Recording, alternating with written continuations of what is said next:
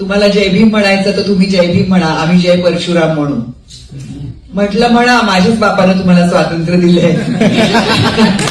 काही म्हणायचं, माझं काय जातंय. पण त्याच्यातला एक मुळात फरक मला जो जाणवतो तो असा आहे की परशुरामांच्या मागे भगवान परशुराम असला होता. माझा बाप महामानव होता.